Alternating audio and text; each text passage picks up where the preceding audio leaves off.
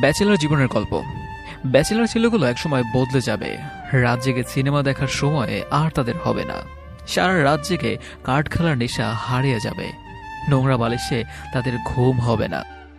সারা ঘরে সিগারেটের ধোঁয়া ছড়ানোর সাহস আর তারা পাবে না কখনো। ঘুম থেকে দুপুর 2টা বাজে ওঠার সুযোগ আর তাদের হবে না। হঠাৎ করে সব পাল্টে যাবে একদিন। লাইফটা অন্যরকম হয়ে যাবে। একবেলা খাওয়ার অভ্যাস বদলে যাবে। টঙের চাও খাওয়া হবে না।